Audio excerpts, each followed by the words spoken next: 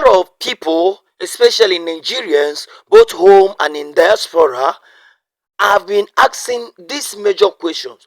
Why does Ghanaians want Nigerians to leave their country? Why is it that Ghanaians want Nigeria to leave their country? Are they trying to do a kind of revenge? As if Ghana must go. Now Nigeria must go.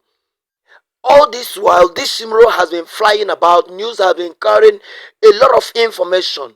But I bet you this particular interview will give you the truth of all that has been happening, will hit the nail at the head. So I will implore you to carefully and patiently watch this interview to the end. VeryDarkMan traveled all the way to Ghana to speak with the Eze Ndi Igbo. And in that interview, Eze Ndi Igbo, who is in Ghana, which is Eze Ndi Igbo in Ghana, carefully explained what the whole matter was all about. And please, while you watch this, subscribe to this channel, make your contribution. We want to really see you engage in this video, and make sure you watch this video to the end. We wait to see you at the end of this video. Now let's hit it on. So this is going to be a chit chat between me and the Eze Igbo in Ghana.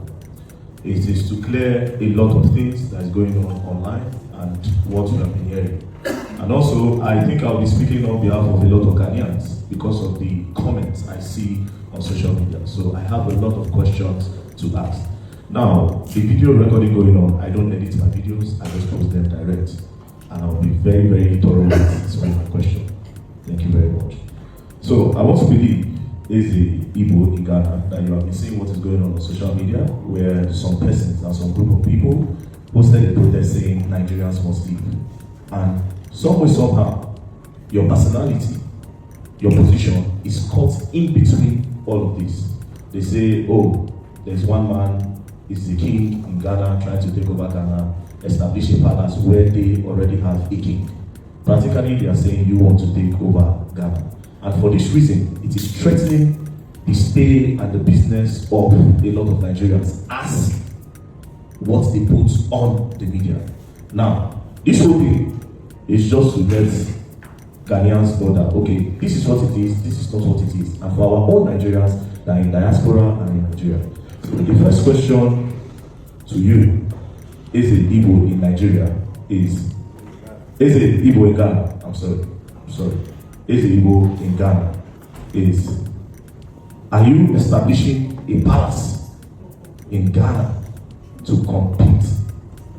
Or what is your position in Ghana? Let's know your position in Ghana first of all. Thank you very much. Yeah, VeryDarkMan, you're welcome. By the special grace of God, I was chosen by the Igbo community in Ghana to be the Eze Ndi Igbo Ghana. I am the leader of Igbo community in Ghana. In our language, as our local language, Eze Ndi Igbo Ghana. And the Eze Igbo in diaspora did not begin here in Ghana. It's all over the world Igbos are found. Even in Nigeria, we have in Abuja, we have in Kaduna, we have in Lagos, we have in even where we're coming from. Okay? We have in America, we have in London, we have in Canada, we have in Europe, all in Asia, even in Russia, where there's war going on there. So we have Eze Igbo all over the world. And the purpose of Eze Igbo is for we to preserve our culture. It's for we to teach our culture and our tradition to our people. It's for we to celebrate our festivals. It's for we to bring peace among ourselves. It's for we to help ourselves in our businesses to support each other. It's for we to make sure there's love among us and also teach our people the rules and regulations of the countries where we find ourselves or the state outside the land where we find ourselves. Now, with all these package, more, these are the purpose of Eze Igbo in diaspora. It's not for political.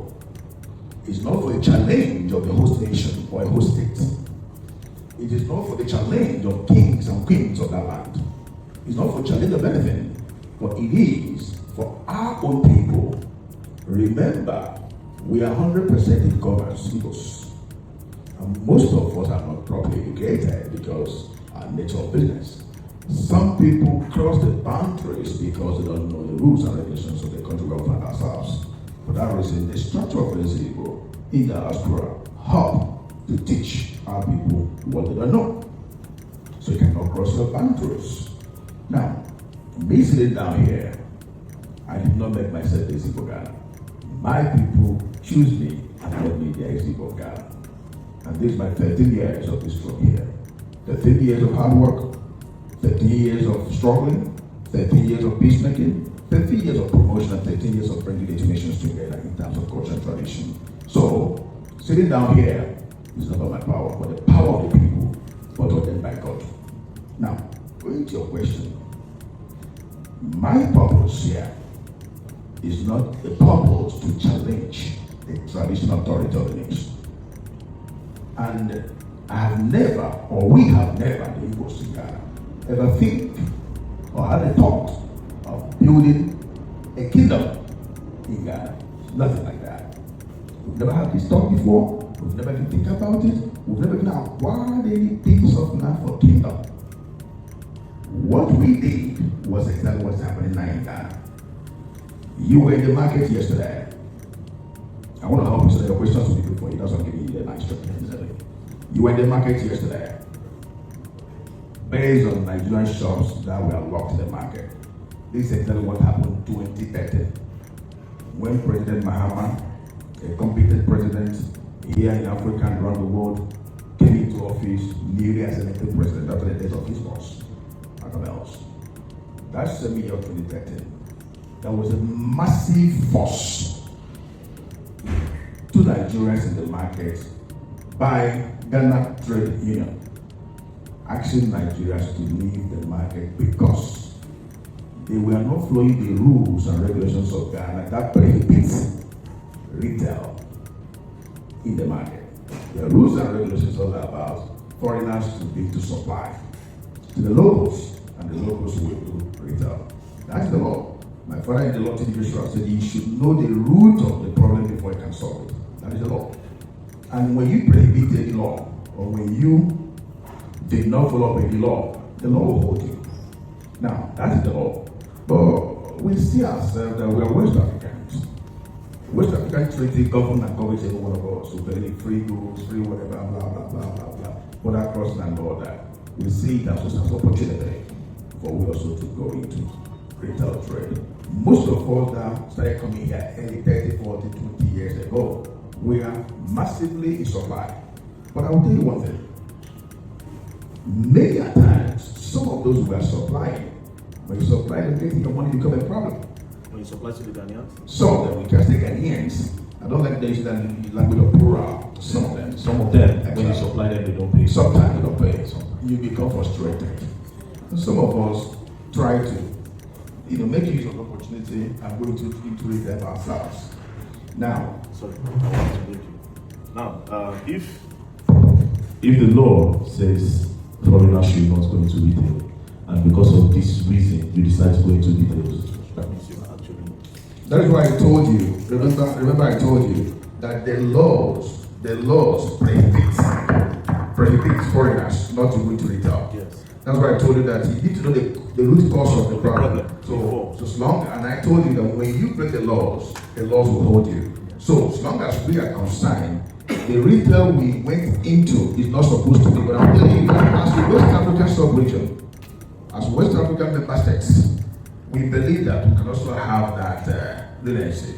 So at the end of the day, it is still breaking that law. However, I was thinking that why didn't you people maybe try to look for a way to maybe fix the law to work? That's why I'm trying to help people. Okay, I'm coming back. Sorry for continuing. Yeah. Let me help you so that your interview will flow very well. Okay, thank you. Now, I said something. I said during this issue, the Ghana Trade Union realized that Nigerians, we are going out of the laws by doing retail in the market. But we also see other foreigners retailing. like the Chinese or the Italians, the Indians or the Italians, some other people. We also use that opportunity. Now, we also see ourselves as West African member states, and we can also go in there. Looking at the trade laws of Ghana, that you should have the equity of maybe $1 million before it was $300,000 during COVID time. During this time, they move it to $1 million as equity. You can trade and all of that. But then it's not everybody that can afford this. Okay? So if you have $1 million, maybe let it be Nigeria and does that. So along this process, our shops were locked. That's 2013. Just your shops or other people that also These are Nigerians. Just Nigerians. Because you mentioned that other nationalities like the Chinese were Just also Nigerians. Okay. Only Nigerians. 2013. It was massive. You can go to the internet and check it. So along this period, myself and some of our elders, we engaged meetings, several meetings, with the Minister for Trade and Industry then. In and out meeting, In one of the meetings, some of the executives advised us. They said, well, take your people, you guys should go and build a mall. So that you will move out of the local market and do your trade business in the mall.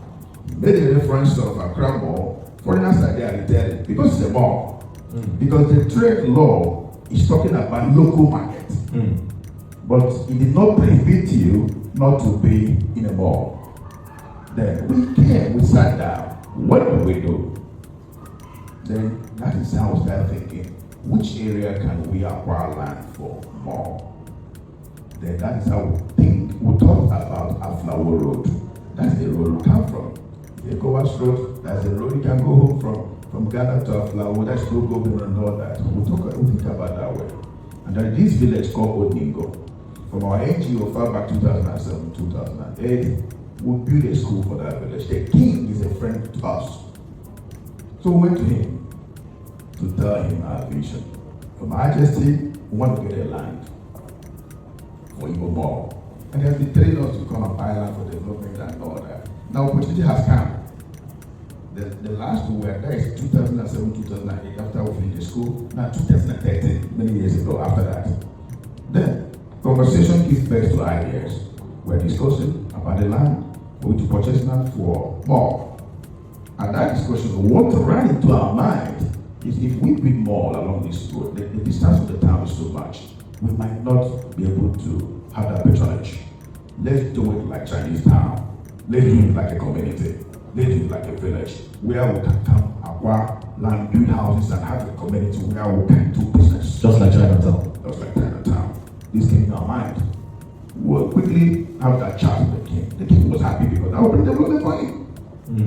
Now, he offered us, okay, we can even give you guys 200 acres of land, you pay installment. So your Majesty, no, it's too much.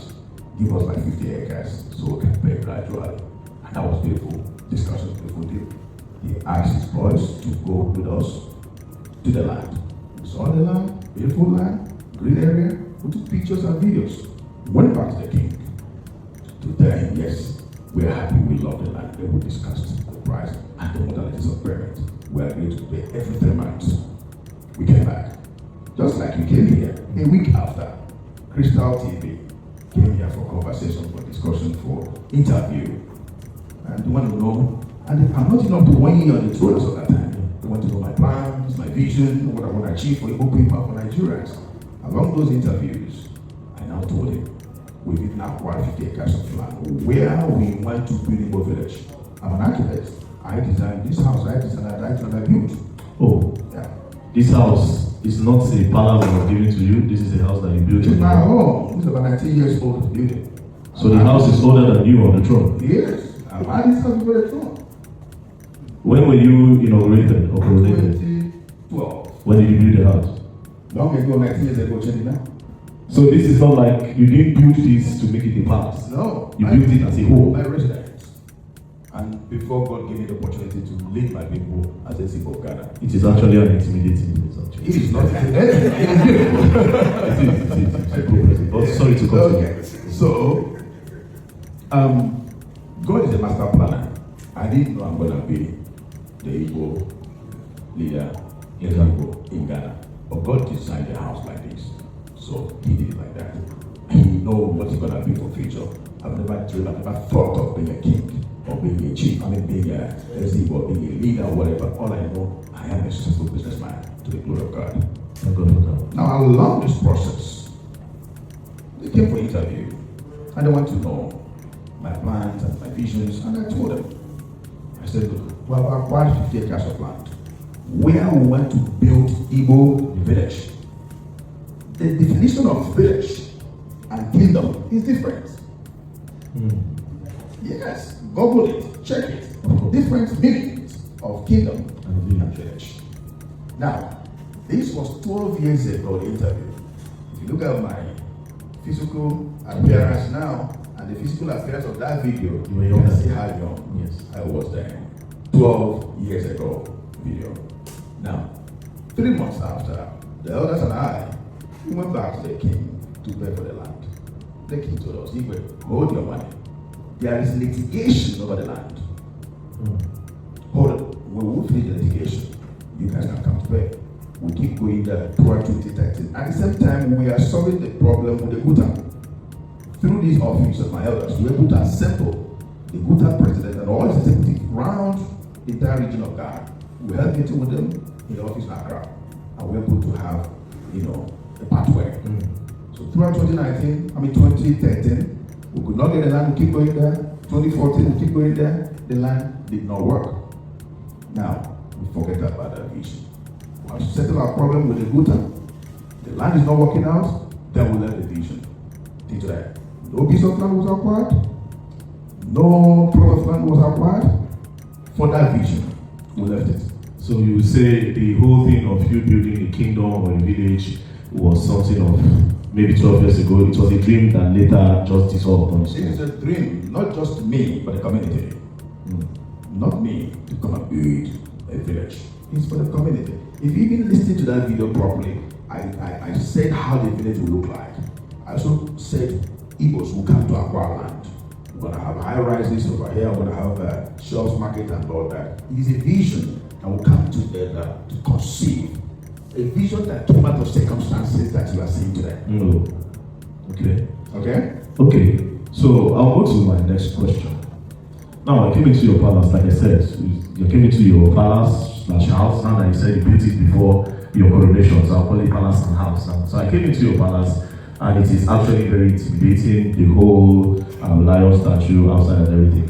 Do you think you are doing too much with all of this, or would you say it is in your personality to just feel at home and anywhere you have, you just feel like I'll make it nice to my taste? Because I want to believe that maybe some of these our Ghanaian brothers, maybe when they pass this place and they see how we do, maybe they feel like, okay, I think he is doing too much, because they say is that you are actually doing too much. So would you say how you carry yourself and how everything is, would you say you are indirectly challenging them? Because you might not directly challenge them, but maybe unconsciously it's an indirect challenge that is making them feel somehow.